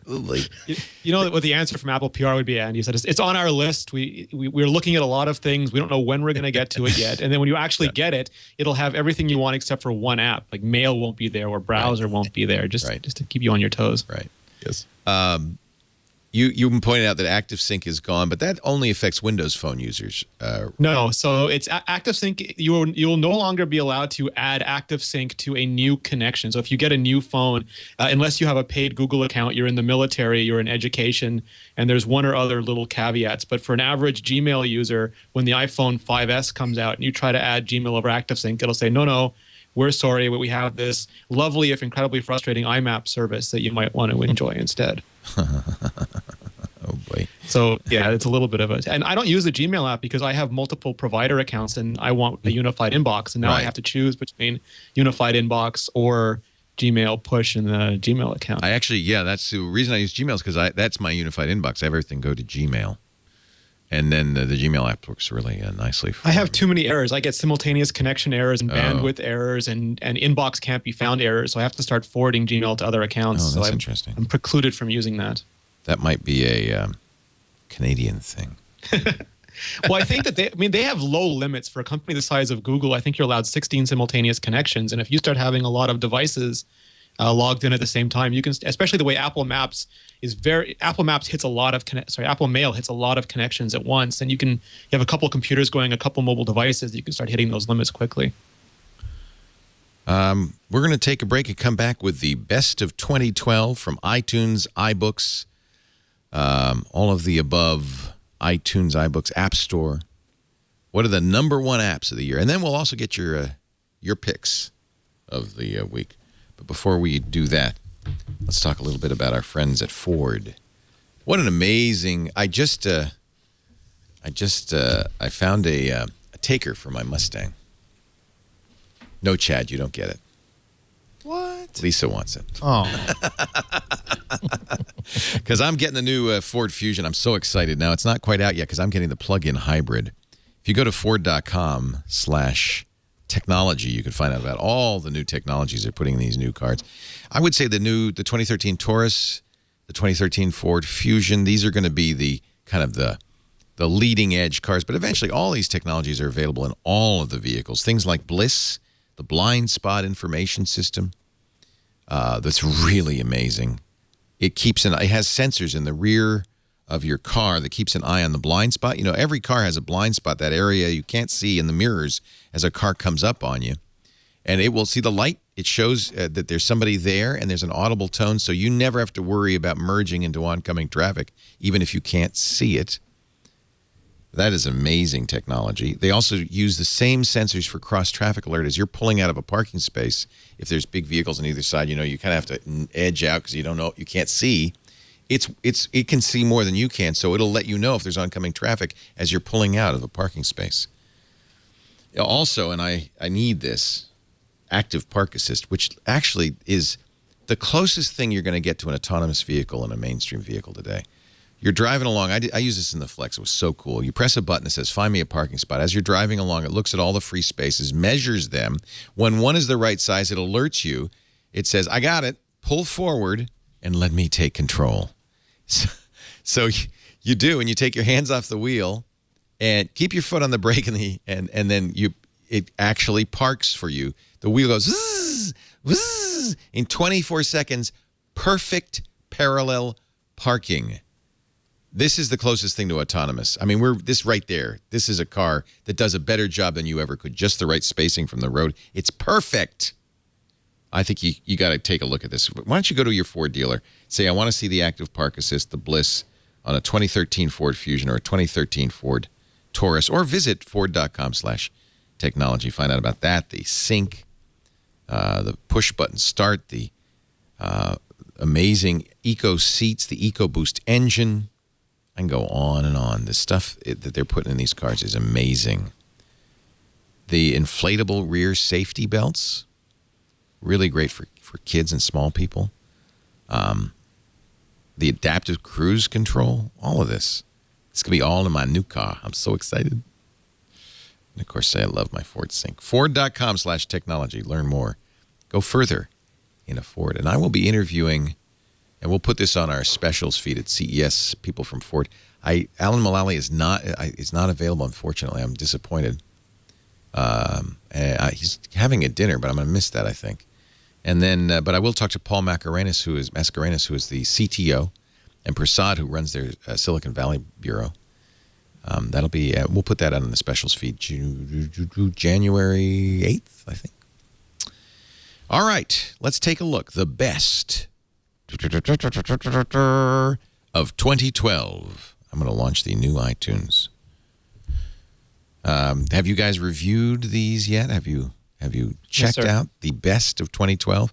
I think for apps, day one. I saw a familiar face in podcasting, Leo. Is there somebody I know?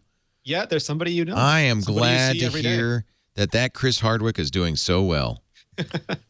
I gotta look. Very good download.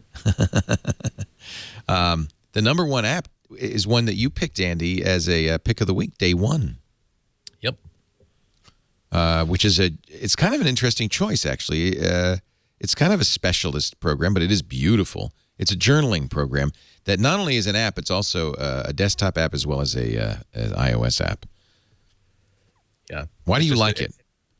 I just like it because there are a lot of I don't really journal, but there are a lot of little projects which I just need to maintain a certain schedule where I'm going to be writing a certain thing or producing a certain thing every single day or on a regular schedule. And there's nothing that keeps you on schedule better than simply pulling up a calendar and seeing, okay, it has been 4 days since you have created anything, or with this Right. project that you're working on. Right. So I mean, there are a couple of different projects where I actually do have you use the Unix calendar command to print out an entire year calendar on a single sheet of paper.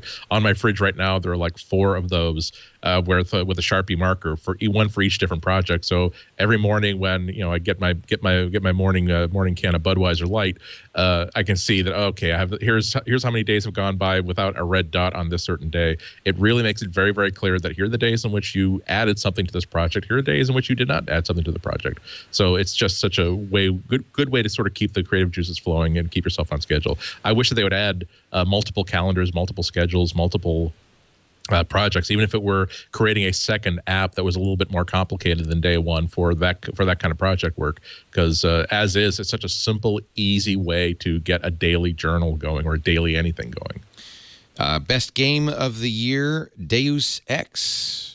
I'm gonna have to check that out. I have to say, now day one was $10. Deus Ex is $40. So this is the Ultimate Edition, Human Revolution.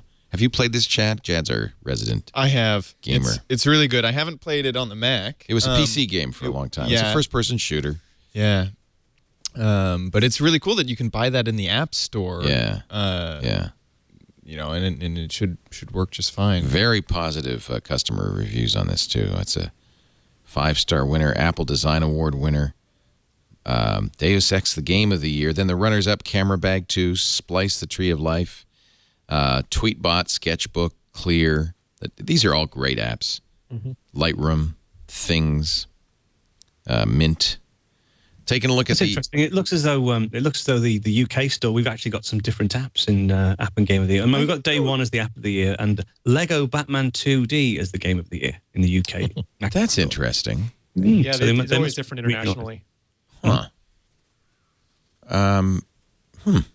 I have podcasts pulled up over here. Let's see. So you got Ted is editor's choice. Ted, Best audio podcast, Adam Carolla. No, don't go back. Sorry. Let's give the guys the best video podcast, good. Sesame Street. Best new video podcast, Minute Physics. Minute Physics. That's cool. Mm-hmm. That's cool. So we're not in the best, but we're in the technology. Yeah, once you get to right? technology and Tech Guy, Callie Lewis, and Gadget. Best new technology before you buy. That's good. Mm-hmm. So we've got a couple of them in there. We've been around so long that we're not going to generally get in the best stuff because it'd be boring. Although, I think that those are all good choices. Best artist, Frank Ocean, when it comes to music. Best iPhone app of the year, Action Movie FX. That's fun. Mm-hmm. Love that. Best iPhone game of the year. I don't know why this is. Oh, yeah. Rayman Jungle Run. Love that. Best blockbuster movie of the year, The Avengers. This is good. Breaking Bad, best TV show. I'd agree with all of these. iPhone app of the year, Paper. I'm sorry, the iPad app of the year, Paper, by 53. Beautiful drawing app. I really, really like Paper. But it looks like it's free, but it's not because you have to basically pay for the pens. So it's really $6.99 for everything. But that's still a good deal. If I were an artist, I would really like it, but I'm not. Best iPad game of the year is wonderful. My son solved this on my iPad. I tried. It's kind of, if you like Myst, you'll love The Room. Beautiful, beautiful game, puzzle game. Agree with that. Let's see. Best artist, Frank Ocean. Best album, Grizzly Bear Shields. Best song, We Are Young. That was also the number one in Zeitgeist, I think, the number one song. Breakthrough album, The Lumineers. Best director, Moonrise Kingdom. I'd agree with that. I love Wes Anderson. Best discovery, Beasts of the Southern Wild. I haven't watched that yet, but I've got to. Hunger Games, best star-making performance. Best novel, The Dog Stars. These all make sense. I'm a little hurt that we're not in best audio podcast, but Adam does a great show, so that's okay. And I can't say, if Sesame Street beats you in the podcast category, you can't complain about that. Can't compete with Elmo. No. If you're going to be spiteful about not beating Sesame Street, you need to watch more Sesame Street. I'd agree with their pick for best episode, Homeland Season 1. I don't know what episode it is, but that is a great. They just completed their second season. What a blockbuster that is if you haven't watched that. Claire Danes, The Weekend was the one, the best episode. What one is that? The Weekend. Episode 7, Season 1. Carrie and Brody spend a weekend in the countryside. Who could forget? Now it's time for our picks of the week. We'll start over on my right here with Rene Ritchie of imore.com. Rene? Actually, Leo, could I go after Don? Because I'd like to give a hearty endorsement to his pick this week. Okay, first let's start with Don McAllister of Screencasts Online. Okie dokie. Well, my pick is, I love my iPad. I love the iPhone. But I do find that there are limitations, especially with the lack of multitasking. And I'm so wedded into visiting websites that need login information that I tend to do very little browsing. I do lots of RSS reading and, but I don't really visit the websites. I normally visit from a business on the iPad until 1Password 4 for iOS has come out. Because I've got tons and tons of login credentials stored in 1Password on my Mac, and we've had 1Password for iOS before, and they used to synchronize. But the thing with 1Password before the new version was that it was only a single browser. So if I had to jump between, my membership system and my, my support system, etc., I had to sort of completely log out and log back in again, and it was a mess. They've now included a tabbed browser built into 1Password on the iPad and the iPhone, and it's fantastic. So you can now log into multiple sites using your 1Password credentials and just tab between them. It's really just speed up my productivity no end.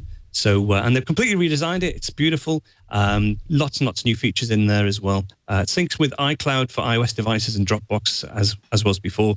But and they also include favorites now as well, which is another boon. Again, there are 4 or 5 websites I need to visit regularly. I can store them in my favorites, open them in tab browsers, use my 1Password credentials to log in, and I'm happy as Larry. So that's 1Password for iOS. Can you compare it to LastPass? I can't, because I've never used LastPass. Yeah. So I'm not too sure. I need to check it out, really. But I've got so much invested in 1Password because of all the login information I've collected over the while. I've never really used that particular application. Right. And you heartily endorse this. I do. Their Agile Bits is a fantastic company. They go above and beyond all the time. If you bought in the last month, they're doing their best to make sure that you don't have to pay again for the new app. It's on sale half off for every user because Apple doesn't allow upgrades. And Guy English and I actually spent an hour and a half interviewing Dave Tier, who's one of the co-founders, and we'll have that up later in the week. But the amount of consideration and thought that they put into every bit and every pixel of this app was just astonishing. So I'm a huge fan of this app. And your pick? My pick is it's something called the Transit app, and it's got an interesting story. It's actually an app that was made in Montreal, and it was just to get around the local buses and metro system. And then iOS 6 came out and didn't have transit directions, so Apple became very interested in apps that did transit. Now, their app wasn't ideal because they didn't do a lot of trip planning, but just today they've updated to version 1.5, and they've added support for, I think, 28 cities now, dozens and dozens of different transit authorities. It's got trip planning.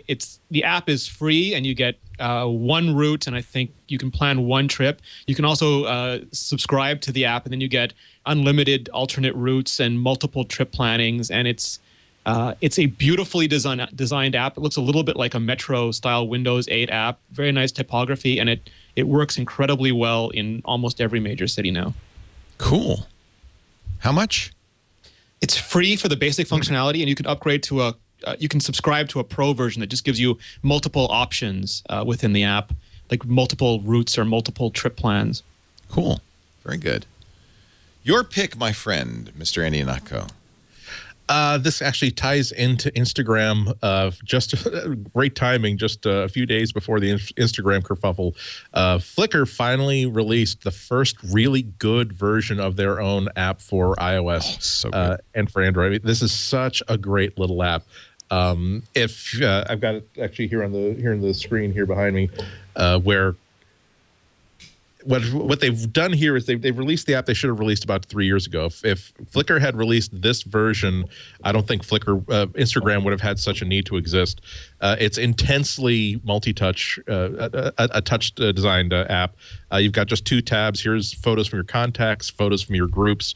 Each one of these groups, here's Bird Lovers, the Strobist site, the HDR site, and you don't have to drill deep. This is a very, very modern design app where every single one of these I can scroll up and down between groups, but now I can scroll side to side to look at individual photos, and then you just give it a tap. I'm afraid that this is going to be a little bit slow because I don't have really good Wi-Fi here in the studio, and of course I'm not connected to Wi-Fi here on the phone. But it makes it so easy to finally just maneuver around and discover and enjoy the photo, and just see what's going on in the world in all these groups that you follow. Also, you can take pictures directly from the app. It's a really, really nice little camera app about all the different features that you'd want to have right there up front. And you can post directly from there into Flickr. And it's really changed the way that I interact with Flickr almost immediately, because Flickr used to be the thing that I would use to post photos after I had taken them from the phone or from my camera and put them into Aperture and uploaded them and tweaked them. Now it really is more of a social network. I really am interested in, when I've got those 3 minutes to spare when I'm waiting for a bus or a train, let's just see what's going on Flickr. When I take a picture, then sort of instinctive thing is not to simply take the snapshot and then post it to Twitter from there, but is why don't I just take it here, annotate it in Flickr. It will automatically tweet out a link to the picture that you just posted onto Flickr. Just a solid app all around. Again, really beautiful. If this had been released 3 years ago, I'm not even sure that Instagram would have gotten a toehold. Although they did make one tactical error. Yes, you can have those horrible tea-stained Instagram filters. If you must ruin your pictures, go ahead and ruin them. They'll make it up. They'll leave it up to you, although good taste commands you to not do that. They actually, the filter, you hit the nail on the head. It must be extremely frustrating to Yahoo employees who knew that this was capable. They were capable of this. They never put it out an iOS app. Instagram came and stole their lunch. But the timing is good, because with these Instagram changes in their TOS, I think this is an opportunity for Flickr. I'm immediately moving to Flickr, and I wasn't. It's funny because I had let my Pro account, which is cheap. It's 2 years, $45, $27 for 1 year. I had let it lapse because I thought, Flickr's dead. With the advent of this app, I gave them my money. I signed up. Doing for the same thing. Yep. Flickr has remained, I think, the best service for if you really like sharing photos, if you really like archiving photos. I always thought that Flickr was the best game in town, particularly because it gave you so many entry points and so many sharing points from that service. I'm just glad that now it's relevant in mobile space yet again. Yeah. And by the way, I'm playing with it on the iPad. It's an iPhone only, although I imagine they'll do an iPad update. But even on the iPad, it's fine. It's great. Using the iPad camera and everything, I think this is going to be a huge hit, and I can't wait to see an iPad version of this. So well done. I was going to send a nice Christmas card to Instagram this year. Yeah, but bye, Instagram. Nice knowing you. Yeah. Packaged at Facebook. Who sent us a spiral baked honey ham with this red and purple dot on it? Really, just fantastic. All the settings in it and everything are great. I think they've just done a dynamite job. This is the app they should have done 2 years ago. Yep. Yeah. A good pick. And my pick is light bulbs. Hugh is here. So I'm going to actually review this for Before You Buy, so I won't go through a big, long review of it. Philips, now it's not cheap, but Philips has, I think more and more people are buying LED bulbs than ever before. Hue is an LED bulb system that has an interesting slant on it. First of all, they've got the LED bulbs now where they look like real light bulbs. No more weird fins or heat sinks or everything. Philips has a new technology for keeping them cool. And what's interesting about these is they're RGB light bulbs. That means they're LEDs, but there's red, green, and blue in here, which means that you can control the color 100%. This is the starter kit of Hue, the Hue Personal. What are you laughing at? No, I'm just imagining that scene where you bring the date home. you go this app on your iPhone. That's and suddenly, exactly what you do with all it. the bulbs go red. It's exactly what you do with it. So No, honey, I just thought you'd like to see Game of Thrones. That's just telling me I've got new tweets waiting for me. So with it, and I think this is $300. I can't remember. I'll have to look up the price. I think it's $300. Is it $300, Shannon, for the Hue starter kit? You get this Wi-Fi thing. So you how much? 200. Well, that's not bad. You get 3 light bulbs and the base station, which can control many more light bulbs. The base station hooks up to your Ethernet, and then you link the bulbs. It's kind of like Sonos. You link the bulbs to the base station, so you can buy more bulbs. And then you can make the Hue any color you want. And that's what's kind of interesting about Hue. They have an iPhone, Android, and iPad app. And what Hue does is it has some pre-programmed things like relaxation, reading, concentration. But you can take any image and say, I want this color for that bulb, this color for that bulb. You know what? It works. Wow. It's the strangest thing you've ever experienced. Your room can feel like a sunset. You could take a picture of Greece. You know how the light is kind of unique in Greece? You could take a picture of Greece and then say, with each bulb, which part of that picture that bulb's color will be. It duplicates that color exactly, and then that's the light you've got. The reading light is, they have a light for waking up that is daylight. It's perfect daylight. They have a light for relaxing, which is very yellow and warm. Now, admittedly, it's a little expensive. $200 for 3 light bulbs. But remember, these are LED bulbs, so they go for a long, long time. Does it work with your iTunes library? Because I would definitely buy these if it senses that, oh, he's playing Avatar, let's switch all the lights in the room to blue. he's playing Barry White. Cool? Time for a little bit of soft red. Wouldn't it be cool? One of the things that it does is you can change the lighting when you're away. You can go on the website and remotely control your lights. There's a programmability, so you can say, after 7 p.m., I want it to be like this. In the morning, I want it to be like this. You can set a schedule. They have light recipes, which is kind of wild. You can create a light recipe arbitrarily. It starts with the 4 basic ones: relax, concentrate, energize, and reading.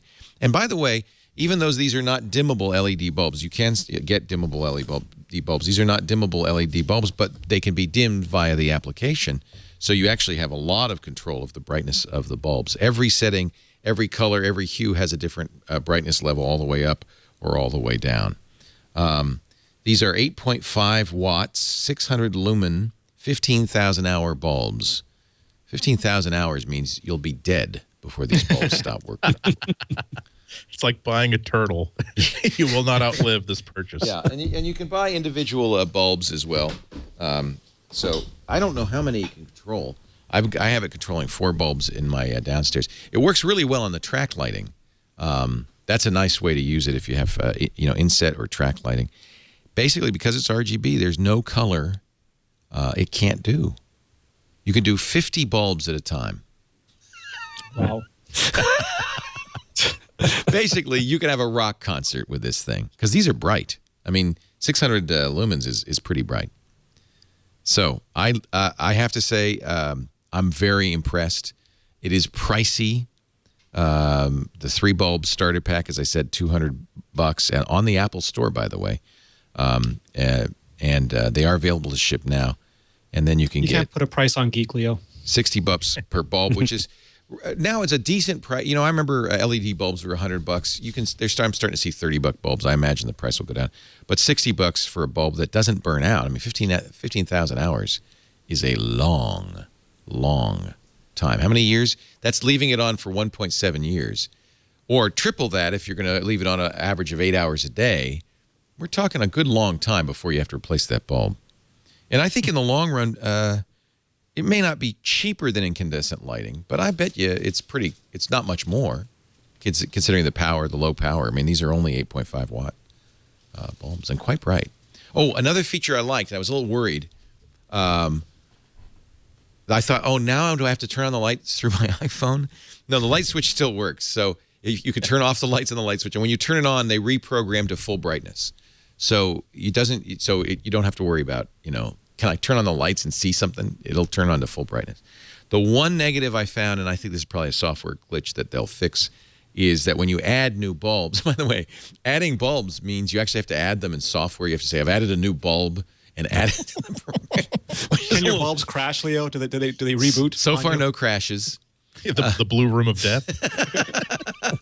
So far, no. But the new bulb you have to add to your color recipes. So the recipes are designed for the starter kit 3 bulbs. So one by one, if you had 50 bulbs, you'd have to go through and add them all one by one. That's a little bit of a pain. I'm just imagining myself explaining this to my father and imagining the look he would give me of barely masked contempt for the things that I find the best solution to a simple problem. It is way overkill, okay? I mean, you have a Wi-Fi bridge for your light bulbs, but these are you can get any color you want. I mean, the daylight is daylight. You feel like the sun is shining.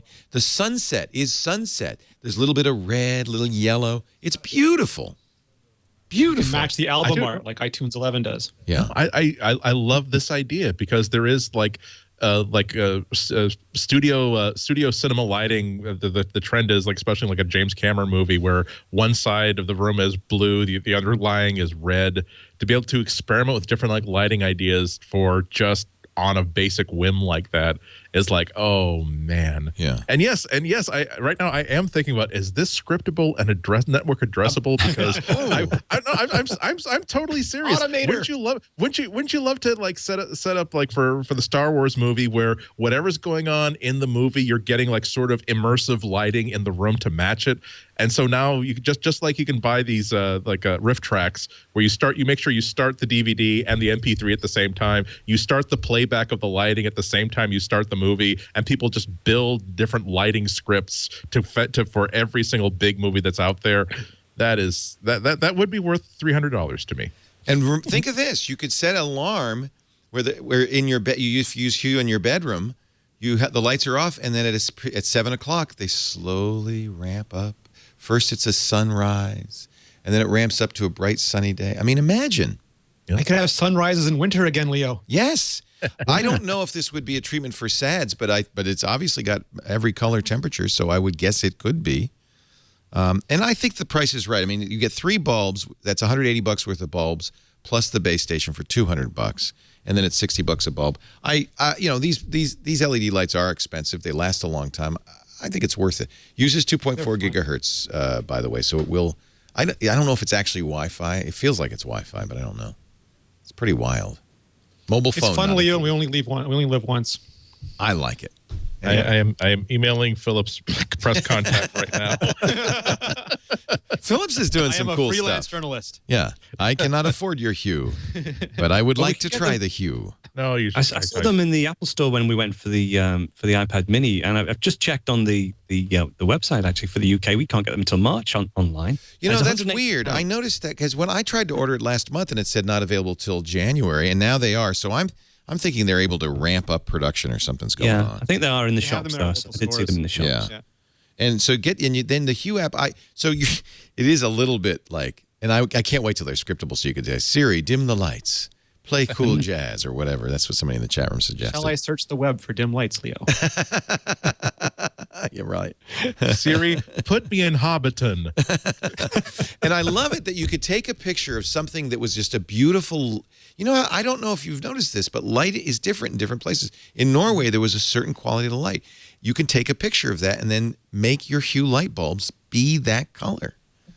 That's kind of amazing. So is there a color picker or something, or do you just sort of do? Yeah, right. So you have the image and you have your light bulb. Each light bulb is a point. You move the light. So you can have 4 different colors in each light bulb from the picture. I can't show you because it's not set up yet. Yeah. I'll do it on Before You Buy. But so you can have a dot on different parts of the picture. That light bulb is this. That light bulb is that. It's Very amazing. cool. Anyway, crazy. First world problem. There's people still using kerosene lamps. I understand. I like it. Meethue.com. Okay. I think we're done for the day. Andy Ihnatko at Chicago Sun-Times. He is also, of course, a blogger and a great ukuleleist. When are you going to put out the CD? Well, we're trying to get the surviving Beatles to gang up with the surviving members of The Who as my backing band. Wouldn't that be I'm awesome? told that it's just a couple logistical problems. We'll be getting right on that. Yeah. Yeah. Hey Jude with the ukulele solo and Pete Townsend wailing away at an acoustic guitar. I think that's going to be at least 10,000 downloads. At least 10,000. Thanks. Merry Christmas. Merry Christmas, Mr. Sleigh Bells Ring. Are you listening? Merry Christmas, too, to imore.com's Rene Ritchie. What are you doing for the holidays? I would guess, Montreal's a great place to be for Christmas. Oh, yeah, absolutely. I mean, it's going to be a winter wonderland. I will be trapped in my house with snow up to the top of the garage, so I will be forced to, write blog articles and talk on the internet and stuff like that. I'm so sorry. You should go out and just, find somebody who's roasting chestnuts. That's all I can say. Do they Out do in the streets? They do that in Paris. Do they do that in Montreal? Oh, yeah, absolutely. Yeah. Yeah. And then we do the sugaring off, Leo, where we go and pour maple syrup on the snow for you. Love the sugaring off. Yeah. Wow. And then do you eat the snow, or what do you do then? The maple syrup, you take the maple syrup, they distill it so that it's very strong, and then they pour it on the snow, and it becomes almost like toffee, and then you eat it off the snow. Come, Leo, we'll do it. We'll plant your face in the snow? Well, you pull it off. You pull it off almost like a long toffee at that point. Oh. When's that going to be? Leo, on va faire ça. I want to sugar off. Do it. Grandma Moses has a painting of sugaring off. You can get a poster of it. Now I'm very curious about sugaring off. All right. And Mr. Screencasts Online himself. So good to see you again. It was so much fun in Australia. Thank you. Thank you for being here, Don McAllister. And what are you doing for the holidays? I'm feverishly trying to get a couple of shows in the can so I can sort of just take some time off with the family over Christmas. Good. But nothing too dramatic. Give my love to Barbara, the kids. Have a great holiday. All of you, too. We won't be here next week. That's Christmas Day, and we'll be with our loved ones celebrating Festivus on the 23rd. Festivus. If the world doesn't end day after tomorrow. Could happen. And we are going to take New Year's Day off as well. So our next show will be January 8th.